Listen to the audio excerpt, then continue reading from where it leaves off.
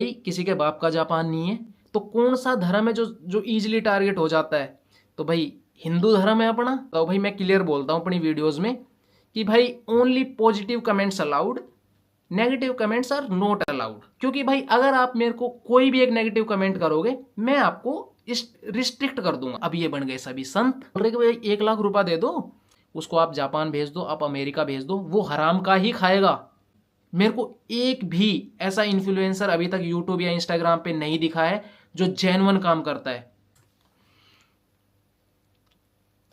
हरे कृष्णा दोस्तों, स्वागत है भाई आपका हमारे नेक्स्ट पार्ट में इस सीरीज के। तो भाई इस पार्ट में हम बात करने वाले हैं कि जैसे कुछ भाई इन्फ्लुएंसर बैठे हैं ना जापान में, कुछ इंस्टाग्राम पे हैं, कुछ यूट्यूब पर हैं। तो भाई कि ना ये मतलब कैसे चीज़ों को ना स्टार्ट करते हैं। हम थोड़ा ना स्टार्टिंग में जाते हैं। स्टार्टिंग में थोड़ा ये ऐसा करते हैं कि भाई पहले ना क्या करेंगे, अपने पहले ना थोड़े से ना फॉलोअर्स बढ़ाएंगे, 2-3 हज़ार करेंगे या 5 हज़ार तक करेंगे।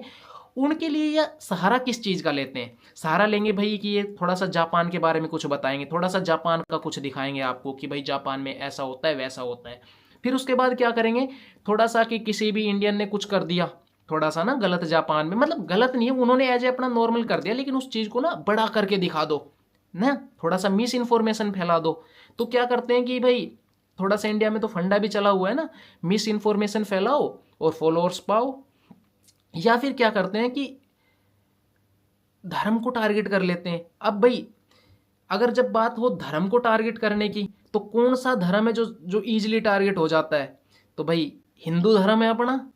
कितना इजी है टारगेट करना, क्योंकि एक तो धर्म अपना है ना, और दूसरा क्या है कि यार कि वीडियो बना भी देते तो क्या होता है कि यार ठीक है कुछ गालियां पड़ जाती हैं और वो साथ साथ बोल देते हैं, वो क्या करते हैं अपना धर्म टारगेट कर लिया और बोलते हैं कि भाई मैं मानता हूं किसी के नेगेटिव कमेंट भी आएंगे, किसी के पॉजिटिव कमेंट्स भी आएंगे, कमेंट्स बॉक्स इज ओपन।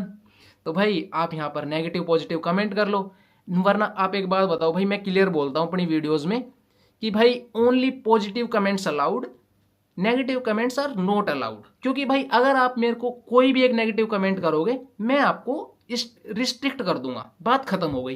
क्योंकि भाई मेरे को फॉलोअर से ज़्यादा मतलब नहीं है।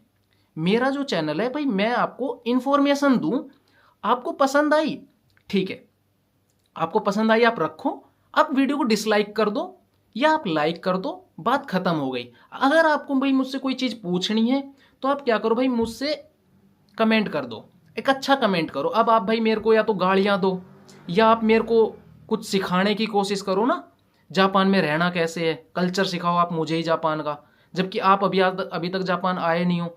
तो फिर भाई वो चीज़ें मुझे हर्ट कर जाती है।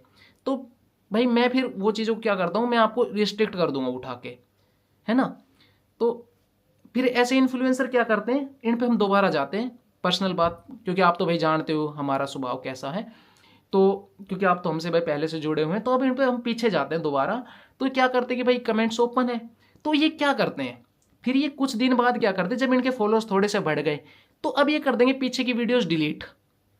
अब फॉलोअर्स तो वहीं पे रह गए, अब जो इन्होंने नेगेटिव वीडियोस जो बनाई थी वो क्या हुआ, अब वो तो डिलीट हो गई। अब ये बन गए सभी संत, अब तो ये संत हो गए। क्योंकि इनके अगर आप चैनल पर जाओगे, आप इनकी आप चैनल पर नई वीडियो देखोगे कि यार इसके पास तो फॉलोअर्स हैं, बंदा जापान में भी है, और यार इसने तो कभी कुछ गलत बोला ही नहीं, कितनी अच्छी अच्छी वीडियो बनाई। क्योंकि अब फिर बाद में क्या किया, संत बन गए ना, अब 3-4 अच्छी वीडियो आ गई, 10-20 अच्छी वीडियो आ गई, यार कितनी इन्फॉर्मेटिव वीडियो बनाता है। अब ये क्या करेंगे सर, अब बोलेंगे कि देखो ऐसा है कि भाई हम जापान में रहते हैं और जापान की लाइफ हर किसी को पता है बहुत बिजी है, तो हम बहुत बिजी रहते हैं, लेकिन हम अपना एक अलग से हम क्या करते हैं कि यार जापान में ना, इंडिया में बेरोजगारी बहुत है, तो हम सोच रहे हैं कि हम ना इंडिया से बंदों को जापान लेके आए, और हमारे डायरेक्ट कनेक्शंस भी हैं तो उनका फ़ायदा उठाया जाए। ये ऐसा आपको बोलेंगे इन्फ्लुएंसर, तो बोलेंगे कि सर देखो हमारे पास आपसे ज़्यादा लंबी बात करने की का तो टाइम है नहीं, आप हमारे चैनल पे जाके हमारी ओल्ड वीडियोस देख लो और आप हमको इतना पैसा पे करो, और हम जापान में आपको, हमारे एजेंट्स हैं, आप हमें अभी 1 लाख रुपया दे दो।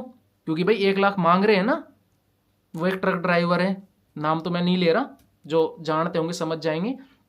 बोल रहे कि भाई 1 लाख रुपया दे दो, और टोटल कुछ पैसा, टोटल अमाउंट और ज़्यादा है उनका, बोला एडवांस अभी ये पैसा दो, उसके बाद भाई क्योंकि मेरे को एजेंट्स को देना होता है, जबकि मैंने अपना इसी सीरीज में मैंने पीछे कवर किया है कि कोई पैसा लगता नहीं है, सब झूठ है, पैसा लेने का अपना अपना तरीका है। तो ये क्या करते हैं कि भाई ये फिर ना पैसा ले लेते हैं आप लोगों से ना, आपसे भाई पैसा लेने के बाद क्या करेंगे, आप भी भाई इजीली पैसा इसलिए दे देते हो, आप ये सोचते हो कि यार ये बंदा जापान में भी है और इतनी अच्छी अच्छी वीडियोस बना रहा है, इसके पास तो भाई यूट्यूब से भी पैसा आता होगा। नहीं, खैर जिनके कम है, जैसे भाई मेरा तो आता है यूट्यूब से पैसा, मेरे फॉलोअर कम है क्योंकि भाई हमारा आता है पैसा तो कुछ का भाई नहीं भी आता होगा, तो कुछ सोचेंगे कि भाई अच्छा खासा कमा रहा है क्योंकि जापान में इतने साल से जापान में है, कनेक्शंस हैं, तो भाई इसके पास पैसे की क्या ही कमी है। तो भाई मैं आप लोगों को एक बात बता देता हूँ, जो बंदा फ्रॉड है ना और जिसको हराम का खाने की आदत पड़ गई है, वो पता क्या करेगा, उसको आप जापान भेज दो, आप अमेरिका भेज दो, वो हराम का ही खाएगा क्योंकि उसको स्वाद ही हराम के खाने में आता है भाई, उसको मेहनत करके नहीं खाना होता, ठीक है। तो वो क्या करेगा भाई, वो आपसे पैसा मांग लेगा, सर इतना दे दो, इतना दे दो, और हमारे पास ज़्यादा टाइम नहीं है, आप हमको सीरियस कैंडिडेट चाहिए, अगर आप हमको पैसा दे सकते हो तो आप आ जाओ। जबकि मैं आपको हर बार बोल रहा हूँ भाई, किसी के बाप का जापान नहीं है, ठीक है, आपके पास प्रॉपर SSW का सर्टिफिकेट है तो ही आप जापान आ सकते हो। आपके पास अगर प्रॉपर, आप जापान में आपको आने के बाद आपको प्रॉपर ड्राइविंग लाइसेंस लेना होता है जापान में, उसके बाद ही आप जापान में ट्रक चला सकते हो, ठीक है। वो आपको बुला लेगा जापान में, आपको ट्रक ड्राइवर का लाइसेंस लेने में आपको टाइम लग जाएगा। आप ये थोड़े आप इंडिया से थोड़ी लेके आओगे लाइसेंस ना, जापान में लेने में वो आप उसमें 3 महीने लग जाता, क्योंकि अभी जापान में क्या कर दिया भाई, लाइसेंस के ना रूल स्ट्रिक्ट कर दिए हैं। पहले सिर्फ 10 क्वेश्चन होते थे, जैसे जो काकीमोनो बोलते हैं ना, कि जैसे भाई जो लिखने वाले जो क्वेश्चन थे ना वो पहले 10 थे, अभी लास्ट ईयर से 50 कर दिए हैं, ठीक है, थोड़ा हार्ड कर दिया है। तो इतना ईजी भी नहीं है भाई ड्राइविंग लाइसेंस लेना। तो भाई मैं पर्सनली इन बंदों को जानता हूँ जिनको ना 16 बार में, जिनको 16 बार में ड्राइविंग लाइसेंस मिला है जापान में। और कोई बोले कि यार यूट्यूब पे बैठे कोई कुछ भी बकचोदी कर दो, तो मैं भाई क्लियर बता देता हूँ कि ओसाका में क्योमेई को ऐसा कोई, क्योंकि देखो भाई बहुत ज़्यादा जापान में सेंटर है नहीं लाइसेंस के ना, क्योमेई को कोई ऐसा कुछ नाम था उसका ना लाइसेंस, ओसाका में है ड्राइविंग सेंटर जहाँ से हम लाइसेंस लेते हैं। तो उसके पास ही ना एक नेपाली का रेस्टोरेंट है, इंडियन रेस्टोरेंट के नाम से, तो वहाँ पर जो बंदा वर्क करता है ना उससे जाके बात कर लेना। उस बंदे ने मेरे को बोला था कि उसको 16 बार में वहाँ से लाइसेंस मिला है, उसने 16 बार ट्राई किया था। तो भाई आप मान के चलो, अगर आपका 3-4 बार अगर आप फेल हो गए ड्राइविंग लाइसेंस में, तो आपको 1 महीने में तो अपॉइंटमेंट मिलता है, 5 महीने ये बैठ के आपको खिला देंगे क्या जापान जैसे महंगे शहर में। मतलब जापान के ये जो सिटीज़ हैं जिनमें इतना ज़्यादा मतलब कि बुक्का का तकाई, मतलब कि जो जापान इतनी महंगी कंट्री है, ये खिला देंगे आपको। ये यहाँ पर ये किसी के लिए मतलब कि ये किसी को मतलब 1000 रुपये का खाना नहीं खिला सकते, और आपको लग रहा है इनको अपनी सैलरी से इनका पेट नहीं भर रहा है, तब तो ये आपके साथ फ्रॉड कर रहे हैं, तब तो ये आपसे 1-1 लाख रुपए मांग रहे, बोल रहे हैं हमें को एजेंट्स को देना है। आपको लग रहा है 5 महीना आपको खिला देंगे? भाई नहीं खिलाएंगे। पहली बात, आपको जापान बुलाएंगे नहीं, आपसे पैसा ले लेंगे, आपकी कॉल उठानी बंद कर देंगे।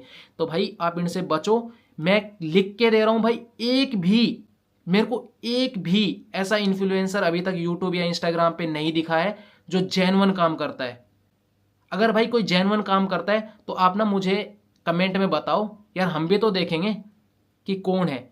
भाई मैं तो देखो क्लियर मना करता हूँ, मैं तो भाई बुलाता ही नहीं हूँ किसी को ना, क्योंकि यार मैं बुला ही नहीं सकता ना भाई, मेरे पास एक तो टाइम भी नहीं है, फिर भाई मेरे पास ऐसे एजेंट्स नहीं है, मेरी भाई इतनी ज़्यादा पकड़ है नहीं इस फील्ड में। हाँ, मेरी जिस दिन पकड़ होगी भाई, मेरी पकड़ है अगर किसी ने ऑटोमोबाइल में किया है ना 3 साल की मतलब कि कॉलेज किया है, कोई इंजीनियर है, ऑटोमोबाइल इंजीनियर है, या उसके पास JLPT N3 का इंडिया में सर्टिफिकेट है, तो हम उसके लिए वर्क वीज़ा के लिए बात कर सकते हैं, ठीक है भाई। उसके अलावा भाई मेरा SSW TIT पे मेरी कोई पकड़ नहीं है। तो भाई इस वीडियो में इतना ही।